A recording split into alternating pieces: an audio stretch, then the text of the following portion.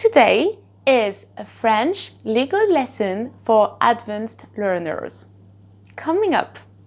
Hello my friend, my name is Claire and I am here to teach you French with a smile. So you know that in France we have we call that two orders of jurisdiction. Judiciaire ou administratif. Today we are going to focus on le contentieux administratif, administrative proceedings, and this is an introduction. Le contentieux administratif concerne l'étude du procès administratif. Administrative litigation concerns the study of the administrative trial. Encore une fois, le contentieux administratif concerne l'étude du procès administratif. Ensemble, le contentieux administratif concerne l'étude du procès administratif. So, one very interesting thing is, contrary to common law, where case law is so important, usually what is the foundation is the law, just the law. But in droit administratif, we use case law so much more.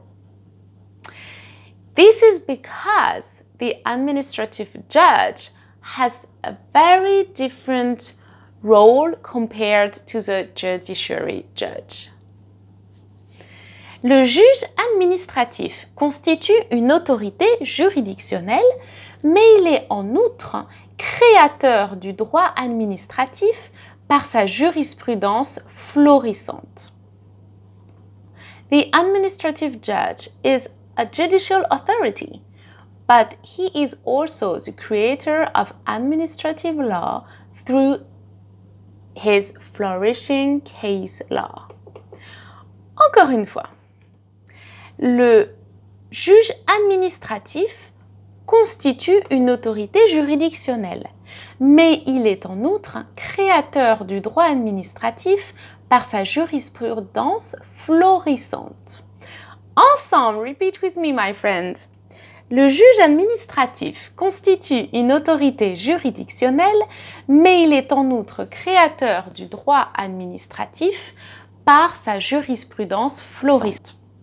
So one very important way to start a trial, to start administrative proceedings, is le recours pour excès de pouvoir.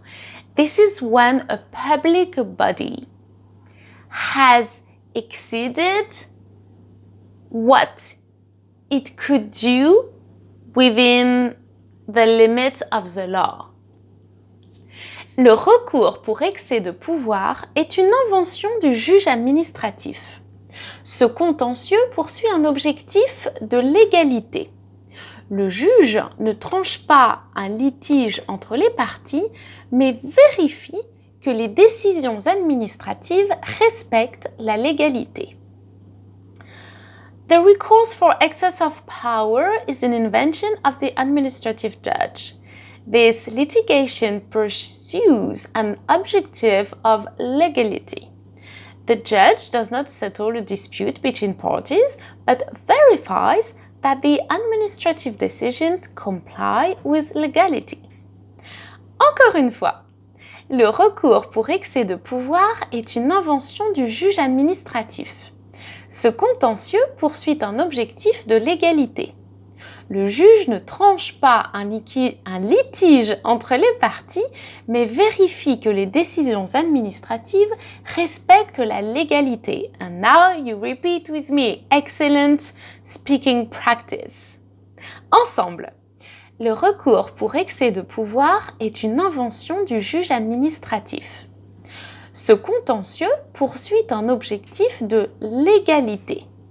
Le juge ne tranche pas un litige entre les parties, mais vérifie que les décisions administratives respectent la légalité. So in order to avoid that, there is 3 ways that public bodies try to respect legality and be open and transparent with the citizens. La procédure administrative non contentieuse vise à éviter le procès en amont. So en amont, it means beforehand. The first meaning is upstream, but here beforehand.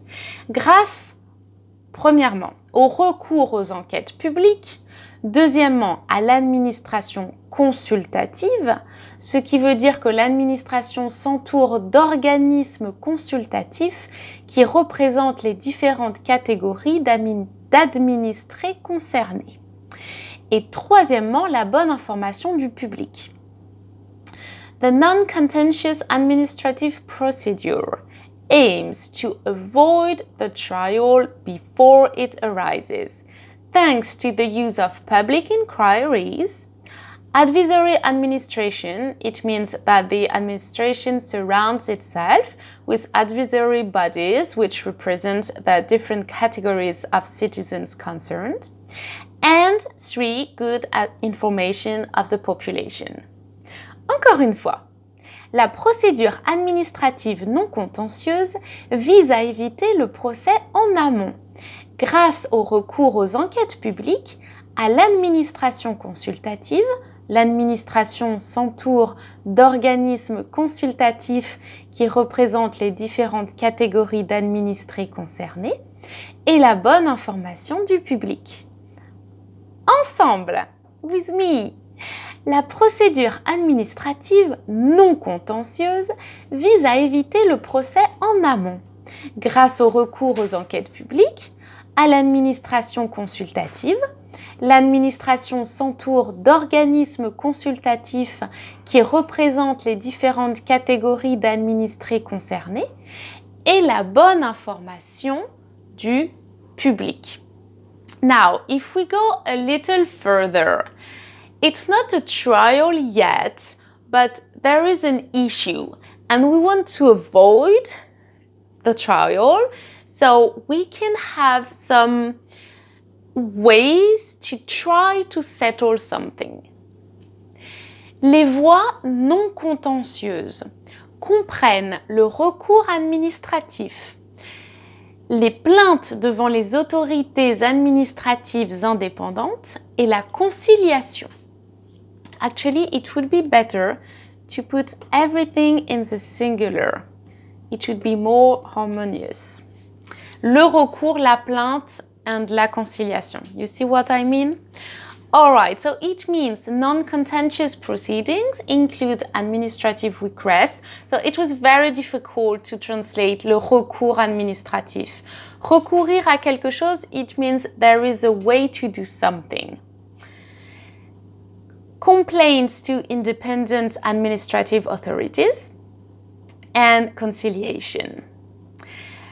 Encore une fois, les voies non contentieuses comprennent le recours administratif, la plainte devant les autorités administratives indépendantes et la conciliation. Ensemble, les voies non contentieuses comprennent le recours administratif, la plainte devant les autorités administratives indépendantes et la conciliation. Ensemble, repeat with me. Les voies non contentieuses comprennent le recours administratif, la plainte devant les autorités administratives indépendantes et la conciliation. Very good. Now, I'm going to give you a photo of the highest administrative authority. It is called le Conseil d'État. It's like the equivalent of la Cour de cassation, but for le droit administratif. And I'm going to give you a link to their website because it's very well done. You have so much information there. So have a look at Le Conseil d'État.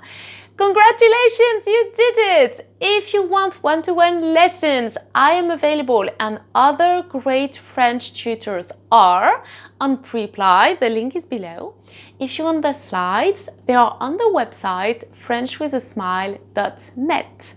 And I see you very soon on French with a Smile. Bye bye!